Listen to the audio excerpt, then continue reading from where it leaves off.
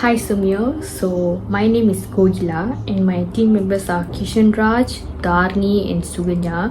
So today we are going to talk about organization, the risk can happen in an organization. So the organization that we choose is actually PRASARANA Malaysia Berhad. It's a transportation company. So I will pass to my friends to present about the case study that we did. Okay, a risk management system is a set of process, policies and tools used to identify, assess, prioritize and manage risks that could potentially affect an organization's objective or projects. ECM stands for Enterprise Content Management, which involves the organization, storage and retrieval of electronic document, images and other digital assets. Risk assessment planning is the process of identifying, analyzing and evaluating potential risks to an organization or project and developing strategies to manage or mitigate them. The goal of risk assessment is planning to ensure that organization is prepared for potential risks and is able to minimize their impact. Risk management and assessment are crucial process for any organization as they help organization identify and mitigate potential risks. They enable organization to anticipate and prepare for potential threats, comply with legal and regulation requirements, make informed decisions about the resource and allocation, and build resilience and adaptability by conducting the regular risk assessment and implementing appropriate measures to mitigate risk. Organization can demonstrate that they are compliant with this regulation and avoid costly fines and legal penalties. They also help organizations allocate resources to address the most pressing issues first, ensuring that resources are used effectively and efficiently and that the organization is able to achieve its goal with minimum disruption.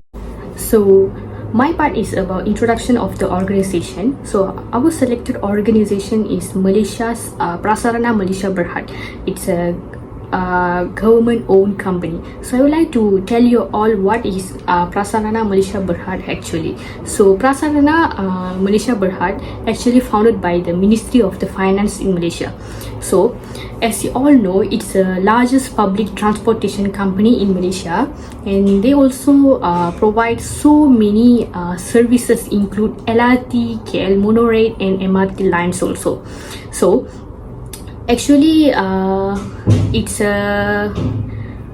it's classified as a urban and suburban intercity rail transportation in Malaysia. PRASARANA also owns operates stage bus like in Kuala Lumpur, Selangor, Penang and Pahang also. They're also providing a bus for everyone, for every public also. So it also connect various points of from city to city, from places to place and everything. Also it's a transportation for visitors also. So their goal is actually, PRASARANA's goal is actually to reduce conjunctions in cities by increasing mobility among the city citizens. Actually, as you can see, Kuala Lumpur is the biggest place where is jams are happening and it's really hard to survive because there are so many people are working in Kuala Lumpur. So they introduced this transportation in Kuala Lumpur mostly because they can travel using the transport, so it's easy for them also, for others also. So PRASARANA actually provide efficient and affordable public transport. It's not that costly, it's actually cheap for everyone and everyone also can use it. There are so many benefits of it. So it's really easy and simple, not expensive compared to the air or road or water transportation systems and so on. So this is all about PRASARANA Malaysia Berhad. Okay, so now I'm going to talk about the risk management system and assessment of PRASARANA Malaysia Berhad, the organization that we have chosen. So I'd like to tell you what is risk management system before I continue. So risk management system is actually a process of identify, assessing, controlling financial, legal, strategic and security risk of organization. So To reduce the risk, an organization must devote resources to minimizing, monitoring, and controlling the impact of negative events while maximizing the impact of positive events also. The risk assessment determines the consequences that can happen before the such events or accidents happen. So risk management, especially, they analyze the potential future events actually that can harm individuals or the environment. They will predict it before happen. Okay, so these strategies are designed to put in a company for a better position to respond to the risk in real time before they cause any more damages, more harms to anyone. So risk for transportation companies basically fall into three categories. So the categories are fleet integrity and safety, driver safety and retention, and compliance. So particularly vulnerable to external influences such as weather of events, natural disaster, and traffic and road conditions. Actually, it's a common thing that are happening, but it's really hard to prevent it. But we can prevent when we plan it very well. So the challenges that transport companies face is that so many risks beyond their control. So it's really hard to control everything. So also proactive mitigation enable business to identify risk early, and also they take a few process steps to reduce those risks, and they respond quickly and response to take decisions early. So now I'm going to talk about the previous crisis or hazard that occurred in PRASARANA Malaysia Berhad. So what or anything that really happened in this organization? There is a crash happened on May 24th of 2021 at around 8:33 p.m. So what really happened? So I would like to tell you what really happened. Okay, so there is two LRT headed on collision between two LRT transit. Okay, trains from on Kelana Jaya line, and then another one is from between the KLCC and Kampung Baru station. So the one train was coming from the KLCC and other one is coming from the Kampung Baru. The train from KLCC with 213 passengers was operating automatically. Normally that operating, actually LRT is not a drive by a driver, actually it's a fully electronic system. They are automatically go. So the passengers from Kampung Baru was being driven by Oster, who took over after the automated train operation ATO system timeout. So they have the system. Train was supposed to proceed to the south, the Dangwangi station, but proceeded to the north instead. So they went to the wrong direction, and another train was no one in that train. It's an empty train, and the train was crashed, and then so many people are injured. So minor injuries and no injuries are 102 people, and then some people are bring to the hospital to the HKL, 64 people, and then 6 people are in the critical condition. They need the oxygen ventilator and everything. So they also conducted investigation under section 201 of Land Public Transport Act 2010, because it's caused injured for so many pupils. And then also it's the first crisis or crash happened in 23 years after opening the transport company. It's the first thing ever happened. It also damages so many things, and also it's they blame it for human error because the train was coming from the different direction. So that's what that's really happened. So I'm also want to tell you all, you can see the pictures of the incident that happened. The picture one is the real picture of the LRT crash, how the LRT crashed, and then picture 2 is situation of the passengers inside the LRT.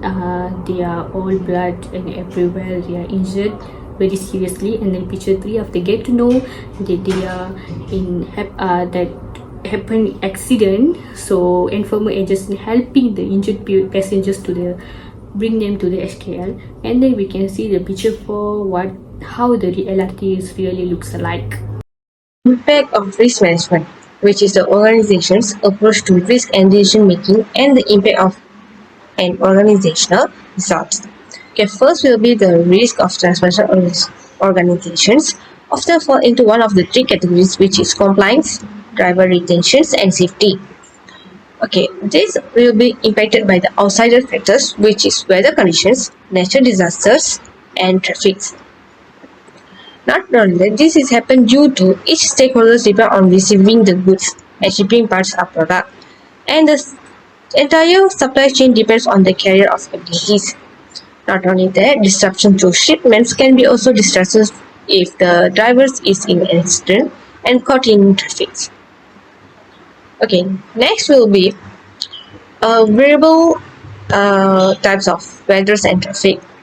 But what happened when the modern and the transportation sectors are handled include those who brought by developing technology and cyber exposure. Not only that, this is not to argue that there are still risks involved. Some of the frequent violators are gradually getting worse. Not only that, the infrastructure worsening driver storage and the regulatory compliance also present is going to be challenged. Okay, the next challenge are facing by the transportation industries is the large number of dangers that are beyond their control. For example, a storm cannot be directed, but a shipment can be routed provided the correct information at the available time. So this can move without jeopardize delivery commitments. And the companies also may detect the risk earlier in the process. Okay, next will be they also should pick one alternative from a variety of trends of result to make a decisions. The options are frequently limited by social, technical, safety and environmental and regulatory risks. These requirements and objectives and their relative importance and how they evaluate the possibilities and come the best decisions and solutions all necessary to make a successful decisions. Next will be the risk management implementation, which factors that facilitate and hinder risk management in the organizations. Okay, first is the process of identifying the potential hazard, potential occurrence, or any other factors that could jeopardize the achievement of business growth, also known as risk identification. Okay, identify process, activities, and actions that could hurt the business is part of risk identification. To create a risk register with all the risks that the organization needs to manage hazard must be identified. The goal of this risk identification, according to the general and comprehensive list of risks based on the event that could facilitate, accelerate, hinder, expedite, and postpone the accomplishment of the objectives. Okay, the next will be some elements are taken into account while identifying the risk.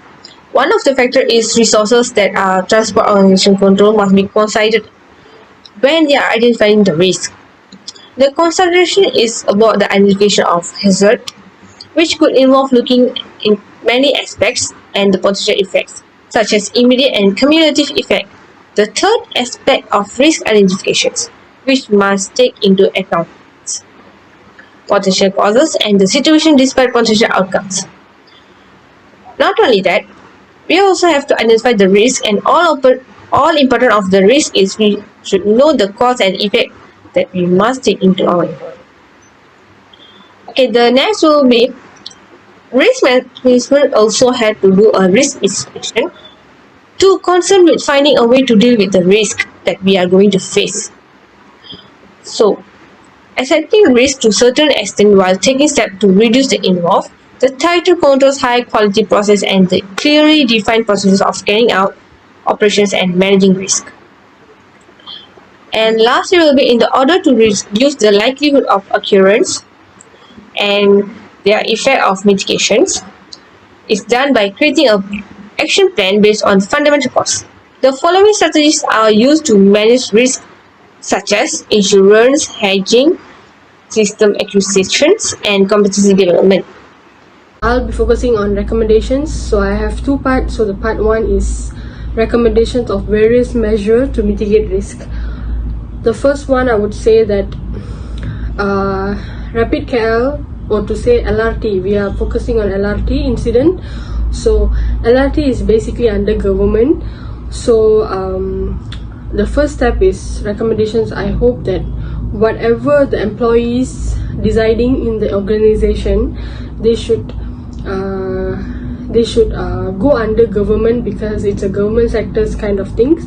Next is create a strong culture around the management, because it helps to create communication between employees, and also there will be understanding, and there is sometimes there is no attitudes between employees. If there is any problem like that between employees, it might destroy or bring down the organization.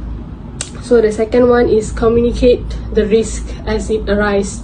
If there is any risk arising, the employees should communicate among each other and get into a conclusion. Third, ensure risk policy is clearly so that employees are able to follow. For example, the managers or the head department should give them an example on how they should be, so that the employees can follow. Last recommendation, I would say that continuously monitoring the risk in order to prevent or in order to avoid future incidents like accidents.